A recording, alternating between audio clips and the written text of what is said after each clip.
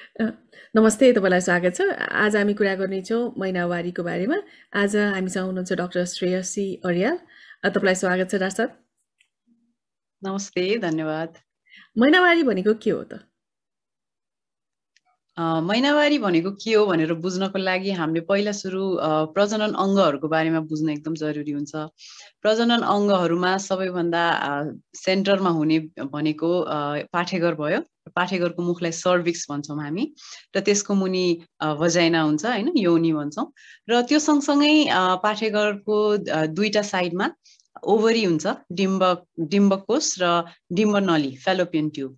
So यति कुराहरू ले सबैले काम गरेपछि हरेक महिना ब्लिडिङ हुन्छ, रगत निस्किन्छ, त्यसलाई हामी महिनावारी भन्छौँ।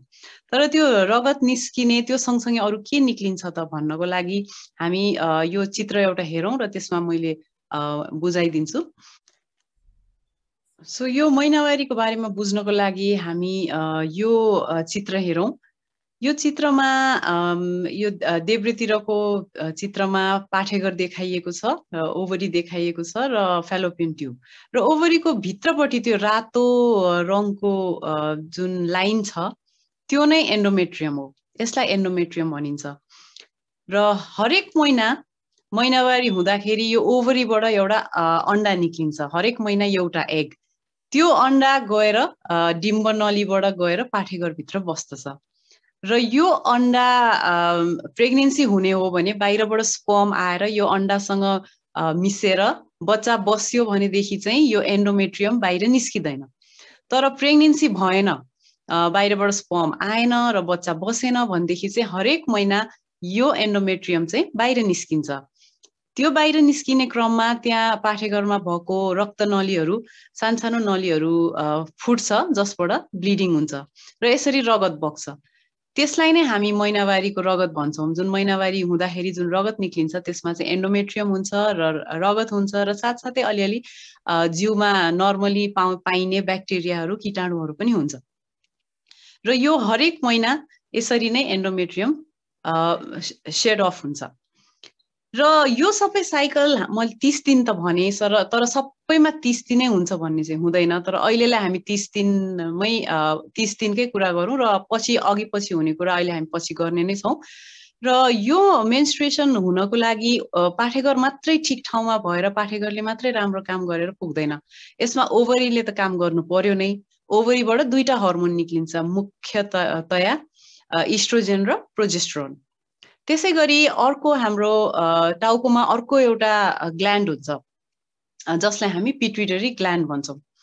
र महिनावारी हुनको लागि यो ओभरीले पनि हर्मोनहरू निकाल्नुपर्छ र त्यस्तै गरी पिट्युटरीले पनि निकाल्नुपर्छ। ओभरीबाट इस्ट्रोजेन र प्रोजेस्टेरोन निस्किन्छ भने यो पिट्युटरी जुन माथि दिमागमा सानो ग्ल्यान्ड हुन्छ त्यसबाट चाहिँ एलएच, ल्युटिनाइजिङ हर्मोन, र एफएसएच, फोलिकल स्टिमुलेटिङ हर्मोन निस्किन्छ। र यो दुईटा हर्मोनले नै ओभरीलाई कन्ट्रोल गर्छ अरू हर्मोन निकाल्नको लागि, र ओभरीको हर्मोनले पाठेघरको लाइनिङलाई चेन्ज गर्छ। त्यही भएर महिनावारी अलिकति ढिलो चाँडो हुनुमा यो पिट्युटरी ग्ल्यान्ड, ओभरी र अरू पिट्युटरी भन्दा माथि पनि अर्को हाइपोथालामस भन्ने हुन्छ जुन यो ब्रेनमा हुन्छ हाम्रो, त्यो पनि सबै ठिक ठाउँमा हुन एकदम जरुरी छ। सबैले राम्रो काम गर्न जरुरी छ।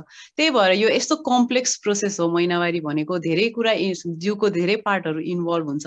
त्यसैले दिमाग पनि इन्भल्भ हुने भएर सानसानो कुराले गर्दाखेरि पनि महिनावारी गडबडी हुन सक्छ। अब यो किन 12-13 वर्षमा नै हुन्छ? किन त्योभन्दा अगाडि हुँदैन? किन त्योभन्दा पछाडि हुँदैन त? यो जुन अहिले हामीले साइकल देखायौँ, यो हाइपोथालामो पिट्युटरी एक्सिस भन्छौँ हामीले। यो चाहिँ 11-12 वर्षको उमेरमा आएर मात्रै मेच्योर हुन्छ। जुन ओभरी चाहिँ हाम्रो एउटा फिमेल फिटस हैन, बच्चा आमाको पेटमा हुँदादेखि नै ओभरीले अन्डाहरू त बिस्तारै बनाउन थालिसकेको हुन्छ। तर जन्मिसकेर त्यो सबै 8, 11, 10, 11, 12 वर्ष नहुन्जेलसम्म यो सबै हर्मोनहरूले काम गर्न सुरु गरेकै हुँदैन। त्यो उमेरमा पुगेपछि बल्ल सबै कुरा मेच्योर भएपछि अनि बल्ल सुरु हुन्छ। यो सुरु हुने भनेको यही 11 देखि 14 वर्षको बिचमा हुन्छ भने यो लाइफ टाइम भरि भएर सकिने चाहिँ अहिले औसत आयु नेपालमा लगभग 51 वर्ष 51 वर्षसम्म हुन्छ धेरै जसो महिलाहरूमा। त्यही भएर त्यसको बिचमा हरेक महिना यसरी नै यो एन्डोमेट्रियम चाहिँ सेड हुँदै जान्छ।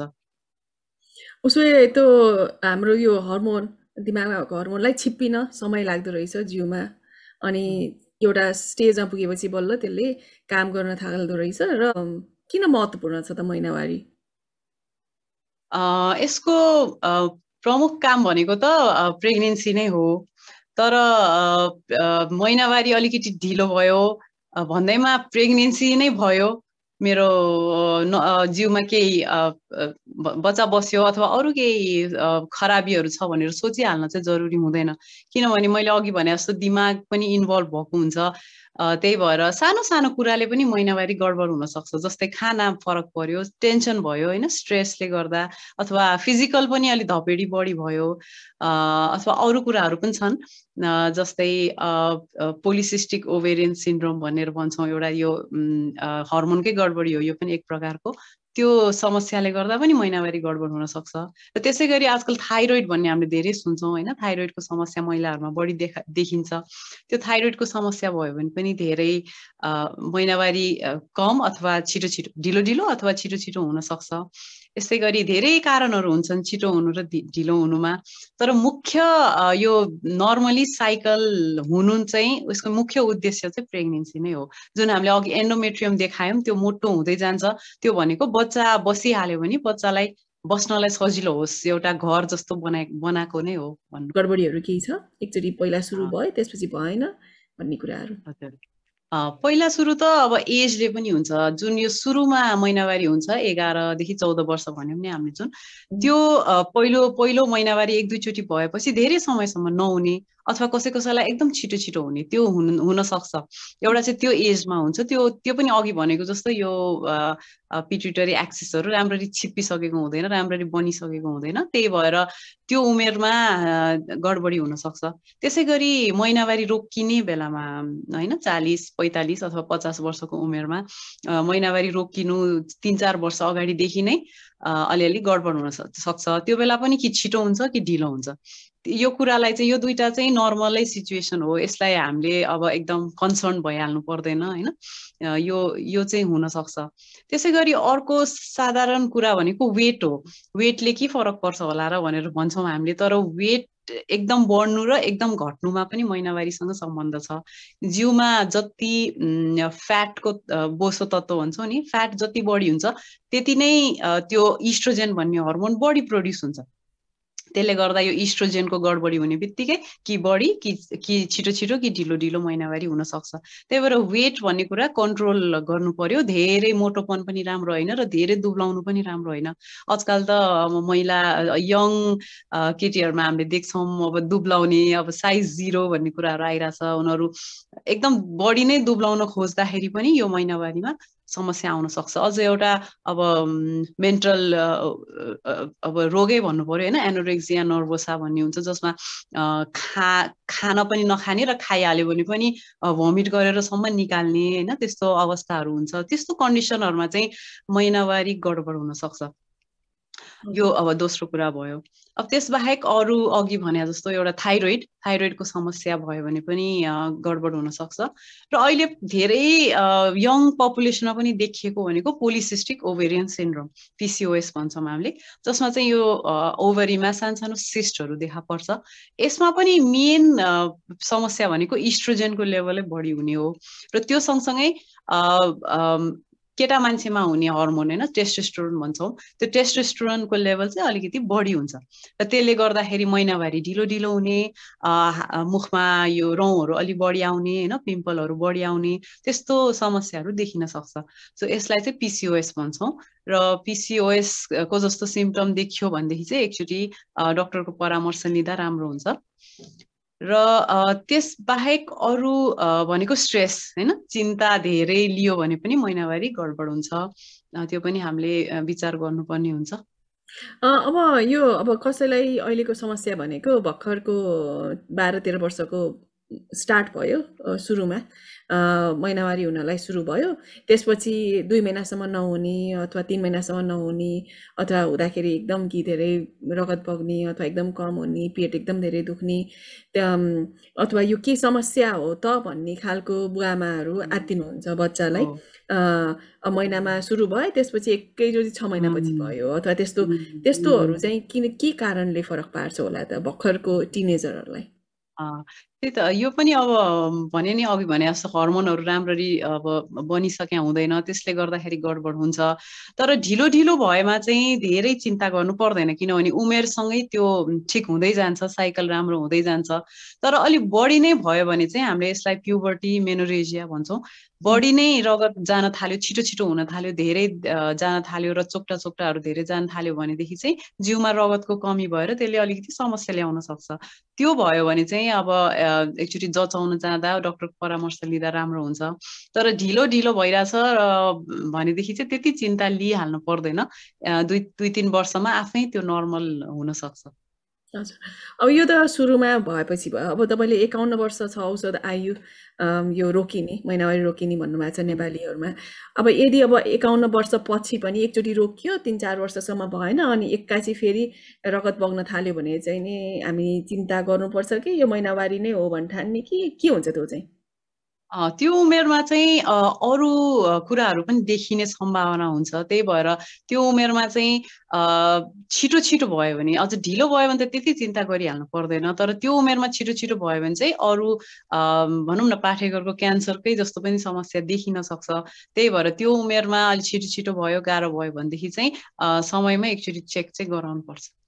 अब त्यही क्रममा नै हजुरले भन्नुभयो पाठेघरको क्यान्सर त्यो त अब हामीले प्याप स्मेयर भनेर रेगुलरली गर्यो भने त कतिवटा सर्भाइकल क्यान्सरहरू पनि पहिल्यै पत्ता लगाउन सकिन्छ होइन अब पछि गएर एकचोटि रोकिएपछि पनि फेरि ब्लिडिङ भयो भने चाहिँ यो क्यान्सर पनि हुनसक्छ है भनेर सतर्क भएर एकचोटि जचाउन चाहिँ जानु पर्यो केही पनि हुँदैन भनेर त्यतिकै बस्नु भएन हजुर भएन यो अब रोकिने बेलाको अगाडि त सतर्क हुन नै पर्यो तर रोकिसकेपछि झन् महिनावारी भयो भने चाहिँ झनै सतर्क हुनुपर्छ त्यो भनेको चाहिँ क्यान्सरकै लक्षण हो एउटा लक्षण हो भनेपछि सिरियसली नै लिनु पर्यो त्यो कुरा हजुर अब यो हामीले यो बर्थ कन्ट्रोलको औषधिहरू खाएर रेगुलेट गर्ने अथवा महिनावारी पछाडि धकल्ने अथवा एउटा चाडपर्व आयो अथवा विवाह आयो के गर्यो भनेर हाम्रो सांस्कृतिक रूपमा पनि कति कुराहरू चाहिँ नि रेस्ट्रिक्सन छ नि यो के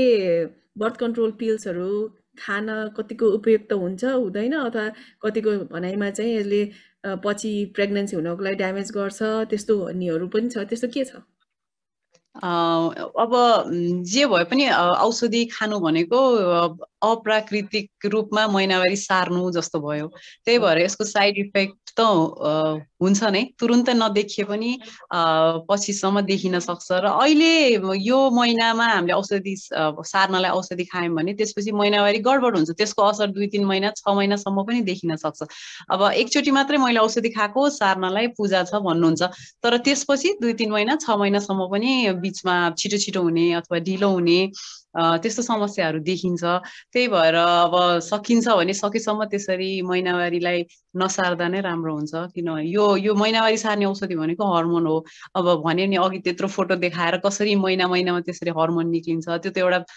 नेचुरल प्रोसेस हो त्यसलाई हामीले बिगार्यो भने त्यसको असर हुन सक्छ त्यही भएर सकेसम्म यतिकै चाहिँ त्यो हर्मोनको दबाई त्यसरी महिनावारी सार्न भनेर नलिँदा नै राम्रो हुन्छ अब हामीले एबनर्मल अथवा के मात्रै गडबड हुन सक्छ भन्ने कुरा गर्यौं अब नर्मल साइकल भनेको साधारण रूपमा कस्तो खालको हुन्छ कति दिनको हुन्छ कति दिनसम्म रगत बग्छ कति दिनभन्दा बढी बढ्यो भने के हुन्छ भन्ने बारेमा भनिदिनुस् न हामीले अब भन्ने बेलामा त महिनाको एकचोटि 30 दिनमा एकचोटि भनेर भन्छौँ तर त्यो भनेको औसत समय मात्रै हो हामीले नर्मल चाहिँ 21 दिनदेखि 35 दिनसम्मलाई हामीले नर्मलै मान्छौँ 21 दिनभन्दा छिटो भयो अथवा 35 दिनभन्दा ढिलो भयो भने मात्रै अलिकति सचेत हुनु पर्यो केही छ कि भनेर सोच्नु पर्यो कतिजना अब महिलाहरूले हैन म त महिनामा 2 चोटि हुन्छु समस्या हो कि भनेर सोध्नुहुन्छ अनि कस्तो 2 चोटि कसरी कति गते हुनुभयो भनेर सोध्यो भने पुसको 2 गते भएँ अनि फेरि 28 गते भएँ भन्नुहुन्छ। अब टेक्निकली त्यो महिनाको 2 चोटि त भयो, तर दिन गन्ने हो भने त 28 दिन मात्रै त भयो होइन। त्यही भएर त्यो चाहिँ हामीले बुझ्नुपर्ने हुन्छ। महिनाको एकचोटि भनेको 21 दिनदेखि 35 दिनको बिचमा भयो भने त्यो नर्मलै मान्नु पर्यो। र छिटो ढिलो हुने कारणहरू त अघि हामीले कुरा गरिहाल्यौँ। औसत रूपमा कति रगत बग्छ?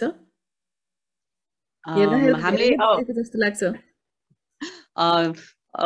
थ्योरिटिकली अब भन्नुपर्दा त हामी 80 ml भन्छौँ होइन। त्यो चाहिँ अब हामीले प्याडको हिसाबले नाप्नु पर्ने हुन्छ। अब नर्मल प्याडहरू युज गर्दा दिनको 3-4 चोटि फेर्नु भनेको नर्मलै मानिन्छ। त्योभन्दा बढी 5वटा भन्दा बढी फेर्नु पर्यो, र त्यो पनि पुरै भिजेको प्याड होइन, 5वटा भन्दा बढी फेर्नु पर्यो भने चाहिँ त्यो अलिक बढी हो कि भनेर सोच्नु पर्ने हुन्छ। तर त्यो पनि अब आजकल प्याडको क्वालिटी होइन, कपडा युज गरेको हो कि प्याड हो, त्यो सबैमा डिपेन्ड गर्ने कुरा हो। अघि भन्नुभयो एनिमिया भयो भने, रगतको कमी भयो भने पनि महिनावारी ढिलो ढिलो हुन सक्ने एउटा सम्भावना भयो। अब एउटा उसको शरीर कतिको स्वस्थ छ भन्ने कुरा चाहिँ महिनावारी कतिको रेगुलरली हुन्छ भन्ने कुराले पनि डिटरमाइन गर्छ। वान अफ द इन्डिकेटर भयो। त्यो पनि खानापान पुगेको छ कि छैन भन्ने कुरा। र यदि ढिलो हुँदै गयो भने चाहिँ कतै खाना कम खाइरहेको छ कि कतै केही पुगिरहेको छैन कि आइरनहरू भन्ने कुराहरू चाहिँ याद गर्नु पर्यो। अब कुरा गरिरहँदाखेरि अब महिनावारीको कुन दिनमा चाहिँ नै गर्भ रहने सम्भावना धेरै हुन्छ र कुन चाहिँ मोर अफ सेफली शारीरिक सम्पर्क गर्दाखेरि गर्भ नरहने सम्भावना कुन बेलामा हुन्छ त? हामीले महिनावारीको 11 दिनदेखि 21 दिनसम्मलाई चाहिँ हामीले अनसेफ पिरियड भन्छौँ। किनभने त्यो बेला सम्पर्क भयो भने चाहिँ बच्चा बस्ने चान्स बढी हुन्छ। तर 11 दिनभन्दा अगाडि चाहिँ बच्चा बस्ने चान्स कम हुन्छ। तर यो भन्दैमा यो एकदम 100% एक्युरेट चाहिँ हुँदैन, किनभने यो भनेको 30 दिन जसको ठ्याक्क 30 दिनमा महिनावारी हुन्छ उहाँहरूको लागि चाहिँ ठ्याक्कै 11 देखि 21 भनेको सेफ अनसेफ हुने भयो। तर कसैको अघि भने जस्तो 22 दिनमा महिनावारी हुन्छ भनेदेखि चाहिँ उहाँको लागि चाहिँ यो रुल ठ्याक्क मिल्दैन, किनभने ओभुलेसन अन्डा निक्लिने टाइम चाहिँ छिटो हुनसक्छ उहाँहरूकोमा 8 दिन पछि नै कुनै पनि बेला हुनसक्छ। त्यही भएर आफ्नो साइकलको ड्युरेसन हेरेर अनि सेफ पिरियड निकाल्नुपर्छ। अब क्यालकुलेटै गर्ने हो भने पनि महिनावारी भएको 14 दिन अगाडि चाहिँ ओभुलेसन हुन्छ भनेर भन्छौँ हामी। अब आउने महिना अब 28 गते महिनावारी भारै छ भने ओभुलेसन चाहिँ पछाडि फर्केर हेर्दा 14 गते भएको हुन्छ। त्यसरी हिसाब गर्न सकिन्छ। तर मुख्य चाहिँ साधारणतया भन्दाखेरि 11 देखि 21 दिनमा चाहिँ अलि रिस्क बढी हुन्छ प्रेग्नेन्ट हुने। अब यो अन्डा पनि जतिखेर पनि एक्टिभ त हुँदैन होला, कति दिनभित्रसम्म फर्टिलाइज भयो भने चाहिँ बच्चा रहन्छ, जबकि स्पर्म भेट्यो भने नत्र रहँदैन भन्ने पुरै 14 दिनै रहन्छ बाहिर ननिस्केसम्म कि के हुन्छ? त्यस्तो हुँदैन। ओभुलेसन भएको 24 घण्टा मात्रै त्यो अन्डा एक्टिभ भएर बसेको हुन्छ। त्यो 24 घण्टाभित्र स्पर्म आएर ओभमसँग भेट भयो भनेदेखि बच्चा बस्छ, नत्र चाहिँ बस्दैन। त्यही भएर त्यो 24 घण्टा चाहिँ कहिले हुन्छ भनेर चाहिँ भन्ने तरिका यत्तिकै थाहा हुँदैन। त्यही भएर त्यसको लागि हामी आफ्नो साइकलहरूको बारेमा एकदम सचेत हुनुपर्छ होइन, लेखेर राख्नु पर्यो। पहिलो दिन लास्ट मिन्स भएको पहिलो दिन कहिले थियो र अब नेक्स्ट कहिले आउँछ भनेर आफूले हरेक महिना लेखेर राख्दा राम्रो हुन्छ। र अहिले त एपहरू पनि धेरै छन् जुन मोबाइलमा एप्लिकेसनहरूमा रेकर्ड गरेर राख्न मिल्छ। त्यो गरेर आफू सचेत हुनु पर्यो आफ्नो साइकल कस्तो छ भनेर। त्यो भयो भने पनि धेरै कुराहरू मतलब रोगहरूबाट पनि बच्न सकिन्छ र प्रेग्नेन्सीबाट पनि नचाहेको हो भने प्रेग्नेन्सीबाट बच्न सकिन्छ। र जसलाई प्रेग्नेन्ट हुनु छ उहाँहरूलाई पनि त्यो मेन्स्ट्रुअल साइकल आफ्नो थाहा भयो भने त्यसको लागि पनि सजिलो हुन्छ। सचेत हुनै पर्यो आफ्नो महिनावारीको बारेमा। अरू कुनै उपाय छ? कुनै अब जिउको तापक्रम बढ्ने अथवा आफ्नो अरू कुनै तरिकाले मेरो ओभुलेसन अहिले भएको छ भन्ने कुराहरू कुनै केही कुरा छ? अब रगत जाँचेर हर्मोनको लेभल जाँचेर हुन्छ कि अथवा आफैले घरैमा केही गर्न सकिन्छ कि के हुन्छ? एउटा त अब तपाईँले भन्नुभएको जस्तो अलिकति ओभुलेसन टाइममा टेम्परेचर अलिकति जिउको बढ्छ, तर त्यो एकदमै कम, आफूलाई थाहा हुन गाह्रो हुन्छ। त्यो नाप्ने फेरि थर्मोमिटरै छुट्टै हुन्छ, तर अलिकति तापक्रम चाहिँ बढ्छ ओभुलेसनको टाइममा। त्यसै गरी गर्न सकिने अर्को भनेको चाहिँ आफ्नो जुन सेतो पानी जान्छ, डिस्चार्ज हुन्छ, त्यसको क्वालिटी हेरेर होइन, त्यो कतिको बाक्लो छ, कतिको पातलो छ, त्यो हेरेर पनि मेरो ओभुलेसन भयो कि भएन थाहा पाउन सकिन्छ। जस्तै ओभुलेसन पिरियडमा चाहिँ अलिक पानी जस्तो चिप्लो पानी अलिक बढी जाने हुन्छ, त्यो पनि एउटा साइन हो ओभुलेसन मेरो भइरहेछ भन्ने। अलि सचेत भयो भने त्यो त्यो तरिकाबाट थाहा हुन सक्छ। र त्यस्तै ब्लड टेस्टहरूबाट त यो ल्युटिनाइजिङ हर्मोन भन्यौँ हामीले, त्यसको लेभल चेक गरेर पनि गर्न सकिन्छ। र आजकल त बजारमा एउटा ओभुलेसन किट भन्ने पनि पाइन्छ, त्यसले चाहिँ ल्युटिनाइजिङ हर्मोनको लेभल नाप्छ। र प्रेग्नेन्सी टेस्ट जस्तै किट हुन्छ, त्यसमा पिसाब हालेर जाँचियो भने त्यसले ओभुलेसन भएको छ कि छैन भनेर देखाउँछ। हजुर, अब अघि हजुरले भन्नुभयो अब महिनावारी सार्नको लागि बर्थ कन्ट्रोल सकभर प्रयोग नगरेको राम्रो भन्ने छ। अब बच्चा गर्भ नहराउनको लागि बर्थ कन्ट्रोल प्रयोग गर्न कतिको हर्मोनल हरू कतिको उपयुक्त हुन्छ कि, अथवा गर्न कसैले सोचिरहनु भएको छ भन्ने उनीहरूलाई के एडभाइस छ कि कस्तो कुरा गर्ने, कस्तो कुरा नलिने, कस्तो कुरा लिँदाखेरि, अथवा यो 100% प्रुफै हुन्छ कि हुँदैन बच्चा नहराउनको लागि भन्ने कुराहरू केही छ? अब बर्थ कन्ट्रोल त फेरि जरुरी नै हुन्छ होइन। मैले अघि भनेको चाहिँ यो यत्तिकै महिनावारी सार्नलाई मात्रै चाहिँ त्यसरी हर्मोन नलिँदा राम्रो, तर बर्थ कन्ट्रोल आफ्नो आवश्यकता हो भने त लिनु पर्यो। तर बर्थ कन्ट्रोलको यति धेरै मेथडहरू छन् जसमा अब यो राम्रो यो नराम्रो भनेर किटान गरेर त भन्न सकिन्न। अब आफ्नो अब लाइफस्टाइल, आफ्नो निड हेरेर होइन, आफ्नो उमेर, आफ्नो सजिलो, जे सजिलो हुन्छ आफूलाई त्यो अनुसार आफूले प्रयोग गर्ने कुरा हो। यो अब यसमा थाहा पाउनु पर्ने चाहिँ अब पिल्स जुन गर्भनिरोधक चक्की हुन्छ दिनका दिन खाने, त्यो चक्कीले चाहिँ महिनावारी नियमित गराउँछ, त्यो चाहिँ बुझ्नु पर्यो। तर ओभुलेसन चाहिँ गराउँदैन। त्यसै गरी जुन हामीले अरू यो सङ्गिनी सुईहरू लगाउँछौँ, 3 महिने सुईहरू र पाखुरामा राख्ने हुन्छ होइन, त्यो मेथडहरूले चाहिँ महिनावारी गडबड गराउँछ। कुनै बेला अलिक छिटो छिटो गराउँछ भने कहिलेकाहीँ ढिलो गराउँछ। त्यही भएर यो कुनै पनि हर्मोनल मेथड प्रयोग गर्नु अगाडि चाहिँ परामर्श एकदम राम्ररी लिनुपर्छ र बुझ्नुपर्छ यसको साइड इफेक्टहरू के हुन्छ, यो लगाएपछि ढिलो हुन्छ कि चाँडै हुन्छ, त्यो सबै कुरा बुझेर मात्रै प्रयोग गर्दा राम्रो हुन्छ। अब तर अनि त्यसमै अब लास्टमा अब भन्नु नै पर्दा चाहिँ यो सबै हर्मोनल मेथड हो, त्यही भएर सकिन्छ भनेदेखि चाहिँ नन हर्मोनल होइन, अब कन्डमहरू नै प्रयोग गर्दाखेरि राम्रो, किनभने त्यो चाहिँ त्यसले जिउको हर्मोनमा चाहिँ केही पनि असर गर्दैन। अब कुनै एउटा अवस्थाहरू जस्तै अब कसैले चुरोट प्रयोग गरिरहेको छ अथवा मद्यपान अथवा कुनै धुम्रपानहरू प्रयोग गरेको छ भने चाहिँ यो हर्मोनहरू कतिको सेफ हुन्छ कि सकभर प्रयोग नगरेको राम्रो कि के हुन्छ यसमा चाहिँ? चुरोट खाने महिलाहरूमा चाहिँ यो बर्थ कन्ट्रोल अलिकति फेलियर रेट हाई हुनसक्छ, त्यही भएर पिल्स खाइरहनु भएको छ भने चाहिँ चुरोट खान बन्द गर्नु पर्यो। अहिलेसम्म एल्कोहल, अब रक्सीसँग चाहिँ मदिरापानसँग चाहिँ त्यस्तो रिलेसन केही देखिया छैन, तर चुरोट चाहिँ त्यसले चाहिँ असर गर्छ, त्यही भएर त्यो बर्थ कन्ट्रोल औषधि र चुरोट चाहिँ सँगै नखाँदा राम्रो। र अघि हामीले जुन महिनावारी गडबडको कुरा गऱ्यौँ त्यसमा पनि चुरोट खाने महिलाहरूमा अलिकति महिनावारीको समस्या देखिएको छ, ढिलो हुने अथवा चाँडै हुने समस्याहरू देखिएको छ। त्यही भएर महिनावारी गडबड भएको छ भने त्यो पनि बन्द गर्दा राम्रो हुन्छ। हजुर, अब गर्भनिरोधक पिल्सहरू खाएपछि कतिको सजिलरी फेरि पछि त्यो रोकेपछि महिनावारी रेगुलर जाने अथवा बच्चा रहन कतिको गाह्रो हुने अथवा सजिलो हुने त्यस्तो के हुन्छ यदि कसैले बच्चा पाउन चाहन्छ भने?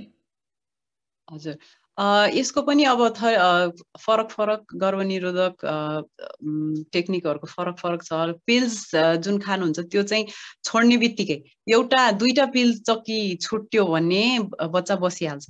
त्यही भएर त्यो एकदम याद गर्नुपर्छ र नियमित खाइरहनु भएको छ र त्यो पिल्स बन्द गर्नुभयो भने त्यही अर्को महिना छोडेकै महिना अथवा त्यसपछिको महिना तुरुन्त बच्चा बस्न सक्छ। तर यो इन्जेक्सन जुन सङ्गिनी सुईहरू छ र पाखुरामा राखेको यिनीहरूले चाहिँ अलि लामो समयसम्म काम गर्ने भएर छोड्ने बित्तिकै चाहिँ बसी नहाल्न सक्छ। कहिलेकाहीँ 8-9 महिनासम्म पनि बच्चा बसाउन गाह्रो हुन्छ चाहिने हो भने चाहिँ। तर फेरि त्यो भनेर यो पनि फेरि किटानै गरेर होइन 8-9 महिना मेरो बच्चा बस्दैन मैले अरू केही साधन प्रयोग गर्नु पर्दैन भनेर ढुक्क चाहिँ हुन मिल्दैन। हजुर।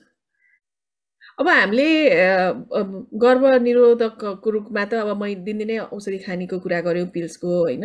अब यो कहिलेकाहीँ चाहिँ नि अब शारीरिक सम्पर्क भएपछि बिहानी पख खाने प्लामी अथवा मर्निङ आफ्टर पिल भन्ने हुन्छ नि, त्यो चाहिँ कतिको इफेक्टिभ हुन्छ कि प्रयोग गर्न हुन्छ कि हुँदैन, यसले के पुरै गर्भ रोक्छ कि रोक्दैन, के हुन्छ? यसलाई हामीले अहिले यो 72 घण्टे पिल पनि भन्छौँ होइन, इमर्जेन्सी कन्ट्रासेप्टिभ पिल। यो चाहिँ अब शारीरिक सम्पर्क भएको अनसेफ पिरियडमा भएमा 72 घण्टाभित्र लियो भने बच्चा बस्दैन भनेर लिइन्छ। तर एक त यसको फेलियर रेट एकदम हाई छ होइन, यो खाँदैमा 100% प्रेग्नेन्सी हुँदैन भन्ने छैन र यसमा पनि हर्मोनै हुने भएर यसले पनि त्यो बेला तुरुन्तै केही नभए पनि अर्को महिनावारी अर्को 2-3 महिनाको महिनावारी गडबड गराउन सक्छ फेरि, त्यसैले गर्दाखेरि त्यो समस्या हुन सक्यो। र अर्को सबैभन्दा ज्यानै जान सक्ने सम्भावना भनेको चाहिँ कहिलेकाहीँ एक्टोपिक प्रेग्नेन्सी भन्छ। यो 72 घण्टे पिल खाएपछि चाहिँ बच्चा पाठेघरमा नबस्देर डिम्ब नलीमा फ्यालोपियन ट्युबमा गएर बस्दिन सक्छ। त्यसले गर्दाखेरि चाहिँ कहिलेकाहीँ अपरेसन गर्नुपर्ने र ज्यानै पनि जान सक्ने अवस्था आउँछ। एक्टोपिक प्रेग्नेन्सी भने एकदम डरलाग्दो सिचुएसन हो, त्यो हुन सक्छ, यसको सम्भावना छ। यो 72 घण्टे होइन मर्निङ आफ्टर पिल्स र एक्टोपिक प्रेग्नेन्सीको चाहिँ सम्बन्ध देखाइएको छ। त्यही भएर यो चाहिँ नियमित रूपमा प्रयोग गर्न भएन। यो चक्की भनेको त खास कुनै रेपहरूको कन्डिसनमा होइन, यस्तो गर्भ नचाहिएको अवस्थामा मात्रै दिने औषधि त्यसको प्रयोजनको लागि मात्रै बनाइएको हो। तर अहिले के भइरहेछ भन्दाखेरि सबैजनाले नियमित प्रयोग गरिदिइरहनु भएको छ, अरू साधन प्रयोग नगर्ने र हरेकचोटि शारीरिक सम्पर्क भएपछि यो औषधि खाने गर्नु पनि भइरहेछ। त्यसले चाहिँ धेरै नराम्रो नकारात्मक असरहरू गर्छ। त्यही भएर त्यो चाहिँ नगर्दा राम्रो हुन्छ। अब अघि एक्टोपिक प्रेग्नेन्सी भन्नुभयो नि, त्यो चाहिँ कसरी थाहा पाउने? त्यसमा चाहिँ महिनावारी भइरहेको छ कि हुँदैन कि के हुन्छ? त्यसमा पनि महिनावारी अलिअलि ब्लिडिङ चाहिँ हुन्छ, तर नियमित आफ्नो हुनुपर्ने टाइममा अरू बेला जस्तो हुँदैन। थोरै ब्लिडिङ देखिन्छ र यसको लक्षण भनेको पेट दुख्ने, रिङ्गन्टा लाग्ने त्यो हुनसक्छ। आफ्नो महिनावारी हुने टाइम क्रस भएपछि थोरै ब्लिडिङ हुने, पेट दुख्ने अनि रिङ्गन्टाहरू लाग्ने त्यस्तो समस्या भयो भने चाहिँ एक्टोपिक भयो कि भनेर सोच्नुपर्ने हुन्छ। अब यो डिम्ब नलीमा भएपछि त यो बढ्दै गयो भने त फुटेर मान्छे ज्यान पनि जान सक्छ नि होइन, यो के हुन्छ? हजुर हो, यो समस्या भनेकै यही हो। यसको टाइममा थाहा भयो भने टाइममै उपचार गर्न सकिन्छ, तर यसको पनि मेडिकल उपचार हुँदैन, अपरेसनै गर्नुपर्ने हुन्छ यसको। र ढिलो थाहा भयो भने त त्यो फुट्छ, पेटमा रगत जम्मा भएर ज्यानसम्म पनि जान सक्छ। मर्निङ आफ्टर पिल भनेको 72 घण्टे पिल भनेको त त्यो एकदम अर्जेन्ट, एकदम इमर्जेन्सी केसमा मात्र रहेछ, नियमित रूपमा चाहिँ प्रयोग गर्न हुँदो रहेनछ। हजुर फेरि यो कहिलेकाहीँको सुरु नै हुँदैन नि, अब 15-16 वर्षमा कति ढिलो उमेरमा चाहिँ नि महिनावारी सुरु भएको र उसको हजुरआमालाई पनि त्यस्तै भएको भन्ने कुराहरू पनि आइरहेको हुन्छ, के त्यो नर्मल हो त? अब सबभन्दा ढिलो हुनुको कारण सबभन्दा पहिलो कारण त वंशानुगतै हो होइन। हजुरआमामा ढिलो भएको छ भने ढिलो नै हुन्छ। तर हामीले 15 वर्षभन्दा ढिलो भयो भनेदेखि चाहिँ एकचोटि चेक गराउँदा राम्रो हुन्छ। र त्यसमा पनि 15 वर्षसम्म पनि अब ब्रेस्टहरू अनि अरू काखीको रौँहरू त्यस्तो सबै नर्मल छ, महिनावारी मात्रै भएको छैन भनेदेखि आत्तिहाल्नु परेन। तर त्यो सेक्सुअल क्यारेक्टर्स भन्छौँ हामीले, सेकेन्डरी सेक्सुअल क्यारेक्टर्स होइन, जस्तै ब्रेस्ट अनि रौँहरू तिनीहरू पनि डेभलप भएको छैन भनेदेखि चाहिँ केही समस्या छ कि भनेर जचाउनु पर्ने हुन्छ। तर 13 वर्षसम्म यो सबै डेभलप भएको छैन भने 13 वर्षदेखि जचाउनु पर्यो र सबै नर्मल छ भनेदेखि 15 वर्षसम्म चाहिँ कुर्न सकिन्छ।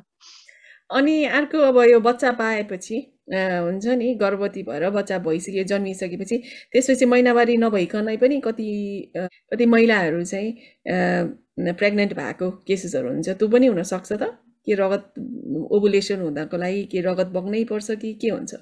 हजुर पर्दैन। यो एकदम राम्रो क्वेसन सोध्नुभयो, किनभने धेरैले सोधिरहनु भएको हुन्छ म महिनावारी नै भएको थिइनँ, कसरी बच्चा बस्यो, होइन होला भन्नुहुन्छ। तर त्यो जरुरी छैन, ओभुलेसन भयो भने पनि महिनावारी नहुन सक्छ। र खास गरी यो ब्रेस्ट फिडिङ होइन, त्यही महिलाहरूमा अब दुध खुवाइरहनु भएको छ भनेदेखि मेन्स्ट्रुएसन हुन जरुरी छैन, भित्र ओभुलेसन भइरहेको हुन्छ र मेन्स्ट्रुएसन सुरु हुनुभन्दा अगाडि नै बच्चा बसिहालेपछि त्यो नर्मल मेन्स्ट्रुअल साइकल देखिँदैन, हुँदैन। ए हजुर। त्यो अनि पहिलोचोटि महिनावारी नै नभइकन कहिले कोही गर्भवती भएको छ कि छैनन्, अथवा हुन्छ नि त्यस्तो केसेसहरूमा? त्यो पनि हुनसक्छ, त्यो पनि हुनसक्छ। जस्तै पहिलो महिनावारी हुनुभन्दा अगाडि नै ओभुलेसन भएर त्यो फर्स्ट ओभुलेसनमा नै बच्चा बस्यो भनेदेखि त महिनावारी नहुन सक्छ, त्यो ए हुनसक्छ। हजुर।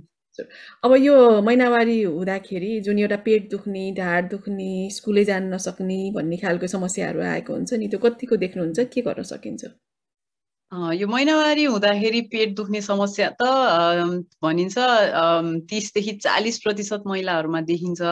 र त्यसमा पनि 30% महिलाहरू त काममा नै जान नसक्ने, स्कुलै जान नसक्ने गरी उनीहरूलाई पेट दुख्छ भनेर रिसर्चले देखाएको छ। र यो चाहिँ एकदमै कमन कुरा हो। तर यसको पनि अब दुईटा कारण हुन्छ। एउटा चाहिँ केही पनि समस्या नभइकन, पाठेघरमा अथवा ओभरीमा केही पनि समस्या नभएर दुख्ने, त्यसलाई हामीले प्राइमरी डिस्मेनोरिया भन्छौँ। त्यसको लागि चाहिँ खास आत्तिहाल्नु पर्दैन, त्यसको निवारण गर्ने तरिकाहरू हुन्छ होइन। तर अर्को सेकेन्डरी डिस्मेनोरिया हुन्छ, जुन चाहिँ केही प्याथोलोजी भएर, केही समस्या भएर, जस्तै पाठेघरमा मासु पलायो भने अथवा ओभरीमा मासु पलायो भने अथवा त्यसै अरू विभिन्न कारणहरूले गर्दा दुखेको हुनसक्छ। त्यो भयो भने चाहिँ एकचोटि चेक गराउनु पर्ने हुन्छ। र जुन यो प्राइमरी डिस्मेनोरिया छ, कुनै पनि कारण नभएर दुख्ने, त्यसको लागि चाहिँ अब साधारण घरमा घरेलु उपायहरूले पनि त्यसलाई निवारण गर्न सकिन्छ। दुख्यो भनेर चुप्प लागेर सुतेर मात्रै बसेर पनि हुँदैन, अलिअलि हिँड्ने डुल्ने गर्यो भने पनि धेरै सजिलो हुन्छ। फिजिकल एक्टिभिटी चाहिँ गर्नु भनेर भन्छौँ। कतिजनाले चाहिँ होइन महिनावारी हुँदा हिँड्नु हुँदैन, बडी ब्लिडिङ हुन्छ मेरो भनेर भन्नुहुन्छ। त्यो चाहिँ आफूलाई यस्तो लागेको मात्रै हो। अलिअलि हिँड्दैमा, एक्सर्साइज गर्दैमा त्यो भित्रबाट आउने रगत बढी आउने भन्ने चाहिँ हुँदैन। त्यही भएर अलिअलि हिँड्ने, हल्का फुल्का। र अर्को चाहिँ साधारण औषधिहरू पनि खानुहुन्छ, त्यो चाहिँ खान हुँदैन हो भनेर सोध्नुहुन्छ धेरैले। त्यस्तो चाहिँ होइन। एकदमै दुख्या छ भनेदेखि हामीले दिने औषधिहरू, हामीले धेरै जसो दिने भनेको यो मेफेनामिक एसिड भन्ने औषधि हो। त्यसको साइड इफेक्ट खासै केही हुँदैन। अब भर्खरको बहिनीहरू लिएर आउनुहुन्छ, छोरीहरू लिएर आउनुहुन्छ, आमाहरू होइन, एकदम कन्सर्न्ड होइन, औषधि खान्छु भन्छ, मलाई दिन मन लाग्दैन भन्नुहुन्छ। तर त्यस्तो गर्न जरुरी छैन। एकदमै दुखाइ सहेर बस्नु पर्दैन। यो साधारण पेन किलर औषधि हो र यो महिनामा हुँदाखेरि, दुख्दाखेरि 2-3टा डोज अथवा 3 दिनसम्मको पनि डोज, कहिलेकाहीँ हामीले 5 दिनसम्मको पनि दिन्छौँ। त्यो खाँदा केही फरक पर्दैन। औषधि एकदम दुख्यो भने औषधि खान पनि मिल्यो। र त्यस्तै अरू उपायहरू जस्तै हट वाटर ब्यागहरू राख्ने होइन, तातो पानीहरू खाने, त्यस्तो गर्नाले पनि सजिलो हुन्छ।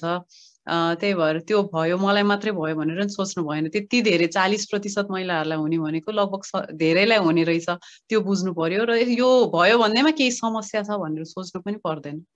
तपाईँले भन्नुभयो नि घरेलु सामान्य उपचार गर्ने भनेर। अब त्यसमा के यो टाउको दुख्दाखेरि खान्छ नि सिटामोल अथवा अर्को आइबुप्रोफेनहरू, तिनीहरू खानुहुन्छ कि हुँदैन त? हुन्छ। तर अब त्यसले जेनरल सबै दुखाइलाई कम गर्ने हो। र यो जुन मेफेनामिक एसिड भनेर पाइन्छ, त्यसले चाहिँ खास पाठेघरको दुखाइलाई अलिक बढी कम गर्ने भएर त्यो चाहिँ अझ हामीले प्रिफर गर्छौँ। तर सिटामोल, आइबुप्रोफेनहरू पनि ओभर द काउन्टर ड्रगहरू हो। यिनीहरू खाँदाखेरि आफूलाई रिलिफ हुन्छ भने खान मिल्छ। त्यो दुखाइको कारण चाहिँ किन हो? त्यो रगत फाल्नलाई गाह्रो भएर हो कि, अथवा के कारणले, इरिटेसन भएर हो कि, अथवा के भएर हुन्छ यसै? पाठेघर हजुर, त्यो जुन एन्डोमेट्रियम अघि निक्लिने भन्यौँ नि हामीले, त्यो निक्लिने क्रममा पाठेघर खुम्चिने र फेरि फुक्ने, खुम्चिने फुक्ने हुन्छ। र त्यो खुम्चिँदाखेरि नै त्यसले गर्दा दुखाइ हुने, त्यसैले गर्दा हो। हजुर। अर्को एउटा इन्डोमेट्रियोसिस भन्ने छ नि, त्यो चाहिँ के हो? यो पनि के महिनावारीकै समस्या हो कि के हो यो चाहिँ? यो एन्डोमेट्रियोसिस चाहिँ एउटा महिनावारी हुँदा पेट दुख्ने मेजर कारण एउटा एन्डोमेट्रियोसिस पनि हो।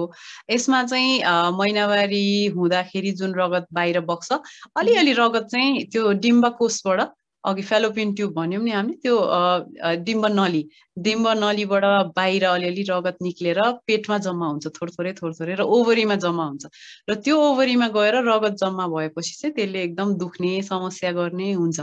त्यही भएर यो एन्डोमेट्रियोसिस फेरि आजकल एकदम बढी डायग्नोज भइरहेछ, बढी देखिरहेछ होइन। त्यसले गर्दा पनि डिस्मेनोरियाको केसहरू, पेट दुख्ने समस्याहरू बढी देखा परेको चाहिँ छ। यसको कारण के होला इन्डोमेट्रियोसिसको? केही फरक गरिरहेका छौँ कि अहिलेको जेनेरेसनले, अथवा पहिलाभन्दा केही फरक छ कि के छ? हजुर, एउटा त पहिला भन्दा बढी डायग्नोज भएको हो होइन, पहिला गरिँदैन थियो, केही थाहा हुँदैन थियो। अब अहिले यो दूरबीनबाट हेर्ने, ल्याप्रोस्कोपीहरू भन्छौँ, अल्ट्रासाउन्डै पनि धेरै हुने भएर पनि हो। तर त्यसबाहेक लाइफस्टाइलले धेरै फरक पारेको छ। यो महिनावारी गडबड हुने, एन्डोमेट्रियोसिस हुने, पिसिओएस भन्यौँ जुन हामीले अघि, यो सबै कुरामा लाइफस्टाइलको ठुलो रोल छ। यो अहिलेको अब यङ जेनेरेसनको मेनली होइन, जङ्क खाने, फिजिकल एक्टिभिटी नगर्ने होइन, केही बाहिर खासै कामहरू गरिन्न, भित्रै बस्यो, मोबाइल टिभीमै बढी टाइम स्पेन्ड हुन्छ, र खाना पनि पहिला जस्तो घरको खाना मात्रै खाइँदैन, बाहिरको खाना प्याक्ड फुडहरू बढी खाइन्छ। यसले गर्दाखेरि एक त मोटोपना, हजुर हो, यसले गर्दा मोटोपना बढ्ने भयो, र त्यो मोटोपना बढ्ने बित्तिकै महिनावारी गडबड हुने र यो सबै समस्याहरू देखिने हुन्छ। महिनावारीको कुरा गरिरहँदाखेरि कहिलेकाहीँ कतिजनाले त्यो सुरु हुनुभन्दा अगाडि मुड अलिकति झर्किने, रिसाउने, रुने, दिक्क लाग्ने खालको आउने, त्यस्तो खालको चाहिँ परिवर्तनलाई के त्यस्तो कमन हो कि के भनिन्छ यस्तोलाई चाहिँ? यो महिनावारी हुनुभन्दा 7 देखि 10 दिन अगाडिसम्म पनि यस्तो सिम्टम लक्षणहरू देखिनुलाई चाहिँ यो प्रिमेन्स्ट्रुअल सिन्ड्रोम भन्छौँ हामीले होइन। यसमा चाहिँ लक्षणहरू भनेको टाउको दुख्ने, यो ब्रेस्टहरू दुख्ने, पेट दुख्ने, अनि खाना कसैलाई एकदमै धेरै खान मन लाग्ने, कसैलाई खान मन नलाग्ने, पिम्पलहरू आउने होइन। यस्तो 35 देखि 40 वटा लक्षणहरू छन् जुन देखिन्छ, र यो पनि एकदम कमन, 50% भन्दा बढी महिलाहरूमा देखिन्छ प्रिमेन्स्ट्रुअल सिन्ड्रोम हो। तर यो भनेको पनि एउटा महिनावारीको, अब यसलाई नेचुरल प्रोसेसकै रूपमा लिनु पर्यो। महिनावारी हुन्छ भने पिएमएस पनि सँगसँगै आउँछ नै, र यसको लागि पनि अघि भनेकै उपायहरू जस्तै यो लाइफस्टाइल, हेल्दी लाइफस्टाइल अपनाउने, वेट कन्ट्रोल गर्ने, त्यो सबै गर्ने, र सामान्य उपायहरू अब पेट दुखेमा अघि भने जस्तो अब यो तातो पानीहरू, झोल कुराहरू बढी खाने, एक्सर्साइज गर्ने, बाहिर फ्रेस इन्भाइरोमेन्टमा बस्ने, त्यस्तो गर्नाले पिएमएस सजिलो हुन्छ। तर कोही कोहीमा यो पिएमडिडी भन्ने पनि हुन्छ, प्रिमेन्स्ट्रुअल डिस्फोरिक डिसअर्डर। त्यसमा चाहिँ अलिकति सिभियर मानसिक समस्याहरू आउन सक्छ, डिप्रेसनसम्म पनि जान सक्ने महिनावारी भन्दा जस्ट अगाडि त्यस्तो समस्याहरू हुन सक्छ। त्यही भएर आफू अलिकति सचेत हुनु पर्यो, र ओभरअल गर्ने यो सबैको लागि भनेको नै एउटा हेल्दी लाइफस्टाइल अपनाउने नै हो। हजुर, अनि यो प्रिमेन्स्ट्रुअल डिस्फोरिक डिसअर्डर यदि मानसिक रूपमा तपाईँको फङ्सनिङलाई नै फरक पारेको छ भने चाहिँ कहिलेकाहीँ औषध लिनुपर्ने पनि हुनसक्छ होइन? त्यो पनि हुन्छ। अमिलो खान हुँदैन महिनावारी भएको बेलामा, रगत धेरै हुन्छ, अथवा महिनावारी चाँडै गराउनको लागि नुहाउने, तातो पानीले नुहायो भने चाँडै हुन्छ, चिसो पानीले नुहायो भने हुँदैन, अथवा टन्न पौष्टिक खाना खायो भने चाँडै हुन्छ भन्ने खालको छ, अथवा एउटालाई महिनावारी भएकोले अर्कोलाई छोइदियो भने पनि हुन्छ भन्ने खालको पनि यो भ्रम भन्ने कि यो चलिआएको कुराहरू चाहिँ कि कतिको साँचो हो?